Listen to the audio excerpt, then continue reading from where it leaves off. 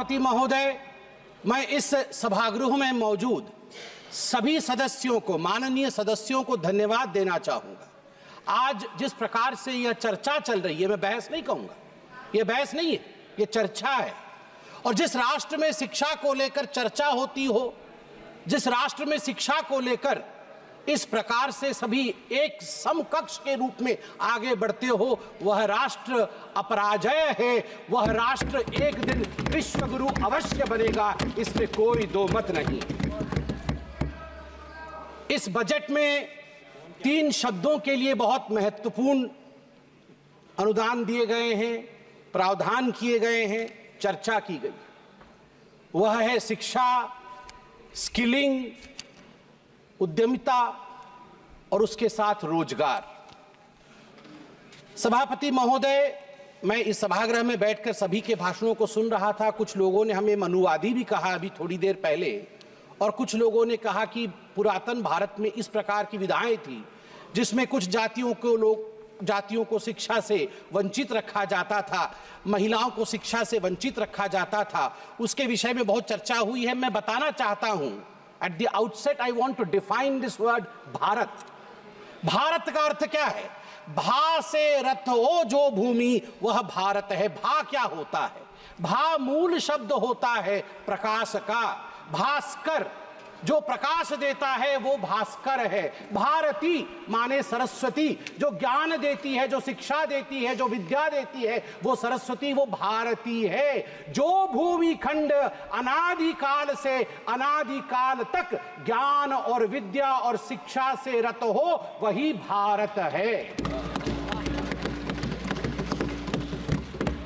मैं आप सभी को आकर्षित करना चाहूंगा। बहुत फोटो दिखाए गए हैं इस गृह में, भगवान के भी तस्वीर दिखाए गए हैं। मैं बिना तस्वीर दिखाए एक ऐसा तस्वीर दिखाऊंगा जो तस्वीर आप सबके मन में बसता है।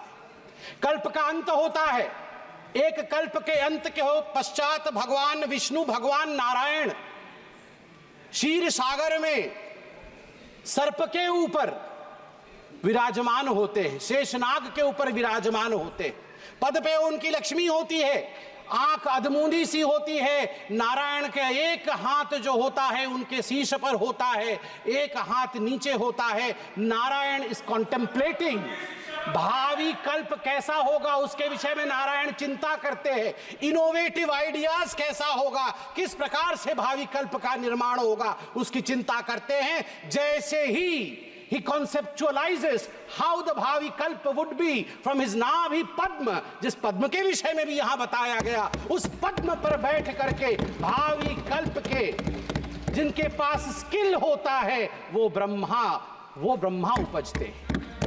The Brahma is skilled to produce the next Brahmand, next universe, and you know who provides the resource? जब उनके पास इनोवेशन होता है तो वो महालक्ष्मी की तरफ देख के बोलते हैं, महालक्ष्मी मेरा डिमांड फॉर ग्रांट है, मेरा डिमांड फॉर ग्रांट है, आप मुझे ग्रांट कर दीजिए, आपके ग्रांट से ये ब्रह्मांड बनेगा। There is no gender in Vaikuntha, Vaikuntha में कोई नर नहीं, कोई नारायण नहीं, वही नारायण नारायणी है, वही शिव शिवी है, वही पार्वती है, वही शिव है। इसलिए यह धारणा गलत है कि नारी नर के पैरों के पास बैठी है। तात्पर्य है कि जहां आइडिया है, जहां इनोवेशन है, जहां विद्या है, जहां शिक्षा है, रिसोर्स के पास कोई अन्य उपाय नहीं है। रिसोर्स की अपनी बाहें अपने आप ही खुल जाती है, मां लक्ष्मी तथास्तु कह ही देती है। बंधुगण, जहां तक भारत के विषय में कहा गया, अभी मेरे भाई नालंदा के विषय में बोल रहे थे। जब नालंदा को बख्तियार खिलजी ने आग लगाया था, 3 महीनों तक नालंदा जला था, 3 महीनों तक। वो ज्ञान का खजाना अभी भी अमिट है। मैं धन्यवाद दूंगा प्रधानमंत्री नरेंद्र मोदी को, जो आग तब जली थी वो आग आज बुझी है, वो आग आज बुझी है। भारत की आबादी के 40% बच्चे और युवा हैं, 40% बच्चे और युवा हैं। यह एक डेमोग्राफिक डिविडेंड भी है। This is the demographic dividend of India. but it's a big challenge as well. ये एक बहुत बड़ा चैलेंज भी है। शिक्षा, कौशल और रोजगार, जिस प्रकार से उसके लिए 1.48 लाख करोड़ यह प्रस्तावित किया गया है इस बजट में रखा गया है। I commend this government. I applaud this government. I applaud Narendra Modi ji and Dharmendra Pradhan ji, Nirmala Sitharaman ji for the work that they have been doing in this sector and the proposals that have been put forth in this budget. What is the most important reason behind putting most of the effort on skilling, on entrepreneurship, on innovation? The most important reason is that India wants to go towards Vikasit Bharat. We want to create a talent basket. We want to be a skill hub. We want to be a solution provider to the whole globe. And that's the reason as to why such importance has been given to skilling, employment generation, as well as way forward.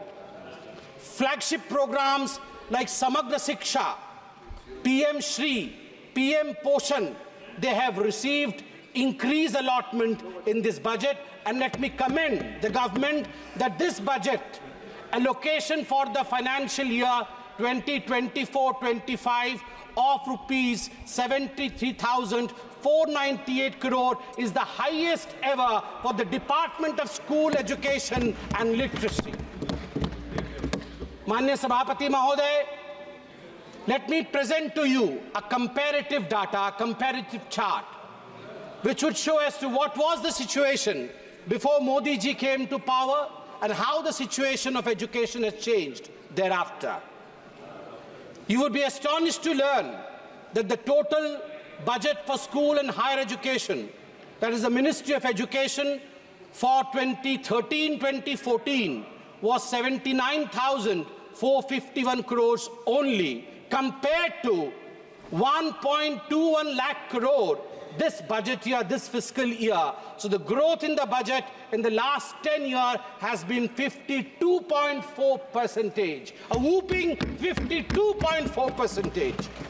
Similarly, in the school education, the growth in budget has been 39.5%, and higher education, the allotment has increased by, I repeat, 78%. I emphasize 78% increment in the allotment on higher education. Sir, today a lot has been talked about reservation. My good friend from this side and my friends on that side, they've exchanged arguments about reservation, आरक्षण. मुझे तो कहते हुए तकलीफ होती है, जो लोग आरक्षण के ऊपर इस प्रकार मगरमच्छ के आंसू बहाते हैं, वो लोग आज जवाब दें। कांग्रेस के दिग्गज नेता यहां मौजूद हैं, आप बताइए क्या ये सच नहीं है कि जो सेंट्रली फंडेड इंस्टीट्यूशंस हैं, जामिया मिलिया इस्लामिया और अलीगढ़ मुस्लिम यूनिवर्सिटी, भारत का संविधान कहता है कि ये सेंट्रली फंडेड इंस्टीट्यूशंस के अंदर भी हमारे एससी और हमारे एसटी बंधुओं के लिए आरक्षण का प्रावधान रहे। मगर बड़े दुख के साथ मुझे कहना पड़ रहा है, 2011 में जामिया मिलिया इस्लामिया से एससी एसटी स्टूडेंट का आरक्षण कांग्रेस पार्टी ने समाप्त कर दिया, और ठीक उसी प्रकार 1981 में अलीगढ़ मुस्लिम यूनिवर्सिटी से एससी एसटी स्टूडेंट्स का आरक्षण कांग्रेस पार्टी ने मुस्लिम तुष्टीकरण के कारण समाप्त कर दिया। इसके लिए कांग्रेस पार्टी को जवाब देना होगा। आज मैं सुन रहा था, यहां कोई पेपर लीक के विषय में कह रहा था, अरे अपने गिरेबान में झांक के देखो भैया, गिरेबान के अंदर पाप ही पाप भरा हुआ है, और आप हमारी तरफ देख रहे हो। नीट के एग्जाम को लेकर सुप्रीम कोर्ट का जजमेंट आया है कुछ दिनों पहले, और मैं कांग्रेचुलेशंस कहना चाहूंगा इस सरकार को। बिल्कुल सही तरीके से जो धर्मेंद्र प्रधान जी ने उस दिन यहां पर, आप लोग चिल्ला रहे थे, धर्मेंद्र प्रधान जी ने जो कहा था, इंतजार करिए, we will come out clean on NEET examination. The highest court of this country has buried us. The highest court of this country has given its verdict. But let me read out आपके पाप के चिट्ठे, आप मतलब ये दिल्ली वाले आप नहीं, आपके पाप के चिट्ठे मतलब आपके 2006 में कहां ये सब लीक हुए थे। देखिए 2006 में CBSE class 12 accountancy paper leak, 2007 Akhil Bharatiya engineering प्रवेश पत्र परीक्षा पेपर लीक AIEEE, 2008 में PMT pre medical paper leak, 2012 में all India institute of medical science परीक्षा पेपर लीक, 2014 में सीबीएसई कक्षा 10 और कक्षा 12 की पेपर लीक, 2013 में Maharashtra SSC exam paper leak, 2016 में कर्नाटका PUC परीक्षा पेपर लीक, सिद्धरामैया की सरकार थी, 2013 में Rajasthan university paper leak, Ashok Gehlot ji की सरकार थी, 2011 में हरियाणा बोर्ड परीक्षा पेपर लीक, भूपेंद्र सिंह हुड्डा जी की सरकार थी, 2013 में राजस्थान लोक सेवा आयोग RPSC पेपर लीक, आपकी सरकार थी।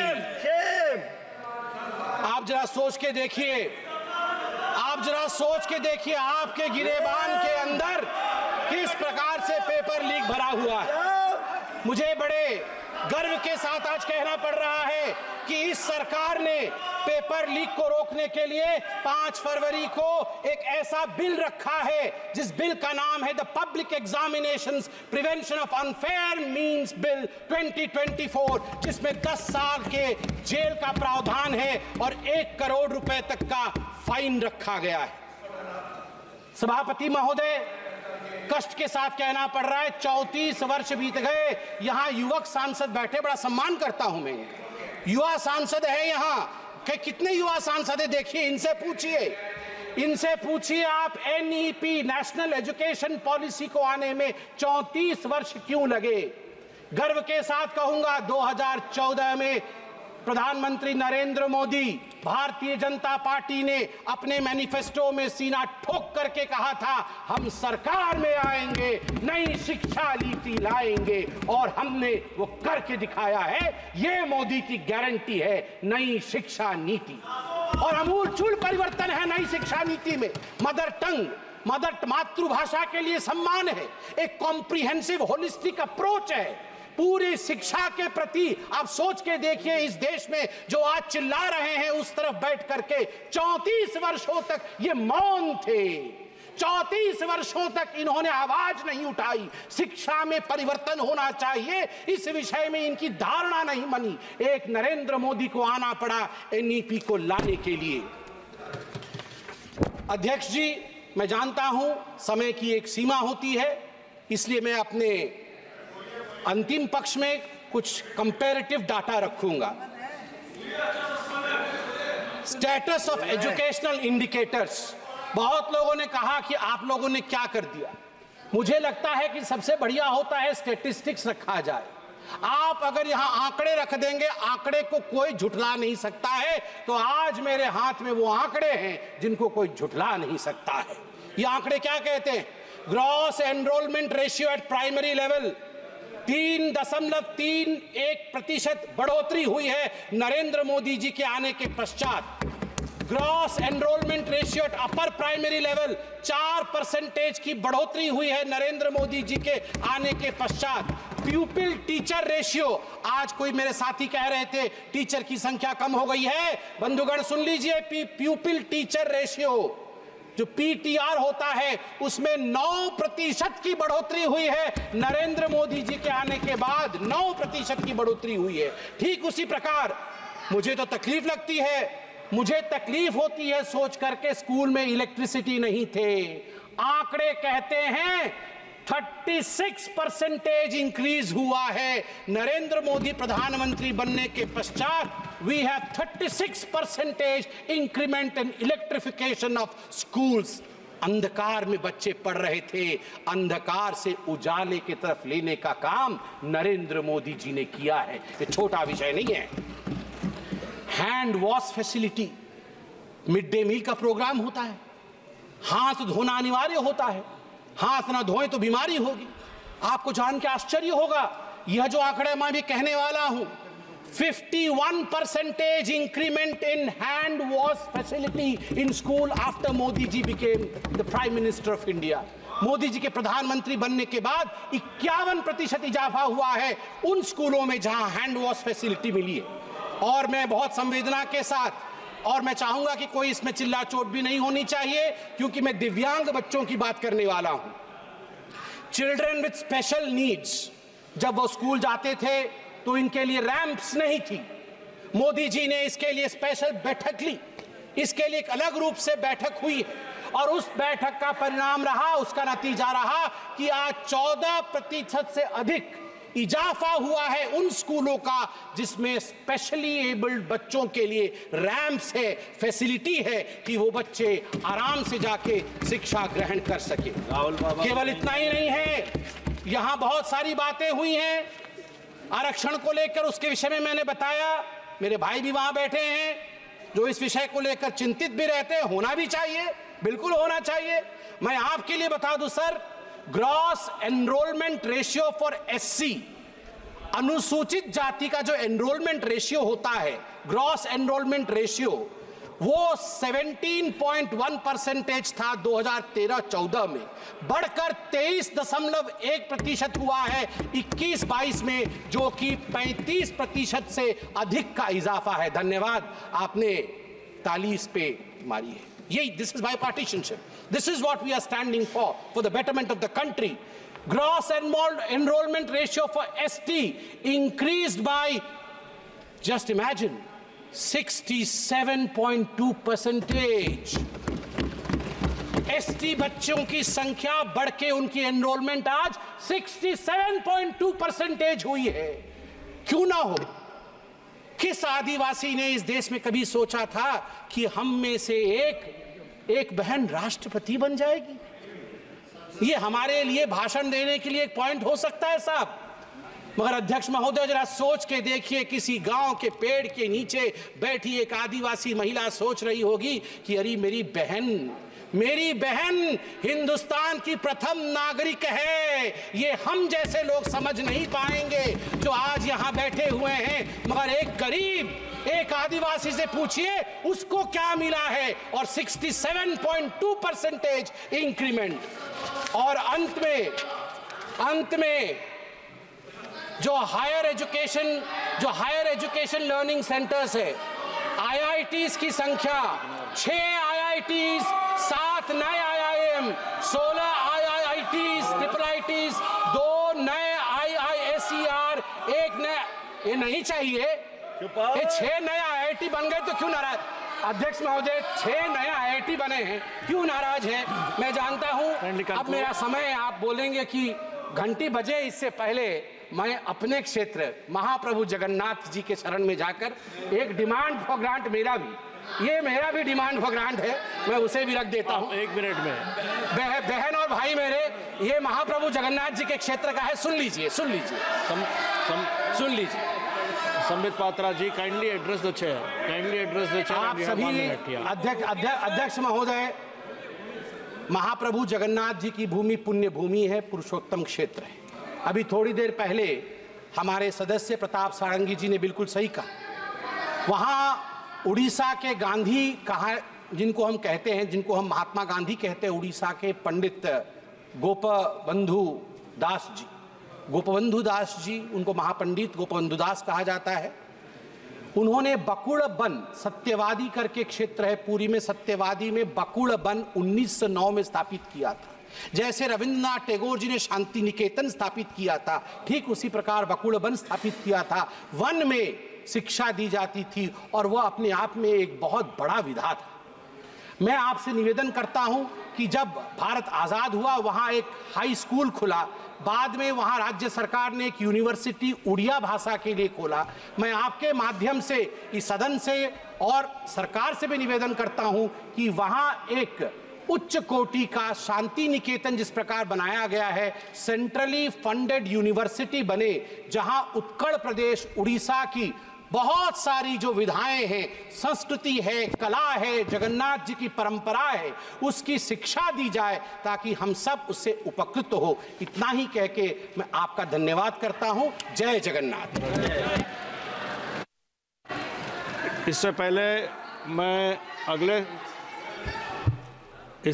मैं अगले सदस्य का नाम लूं, मैं सबसे मेरा ये निवेदन है कि जो स्पीकर बोलने के बाद, बात करने के बाद जो भी सदस्य बोलते हैं, अगला सदस्य जिनका नाम लिया जाता है कृपया उनके भी बात सुने। अपनी बारी के बारे में तुरंत बाहर ना जाए। कृपया दूसरों का जो ओपिनियन है वो भी सुनिए। Shri MP Abdul समादानी। Sir, thank you, sir, for giving me this opportunity to take part in this very important discussion on education. Sir, we agree that our system of education has to respond positively to the changes in the surroundings, in the situations of society and the country. And sir, changes are taking place in lightning speed. The system of education that fails to respond to these changes will be futile. And sir, we should respond to these changes with the long-term objectives and more lasting shift, depending on and emphasizing on the everlasting humanitarian values. At the very same time, it is very pertinent, very imperative that our system of education should centralize and focus on Indian identity, Indian reality.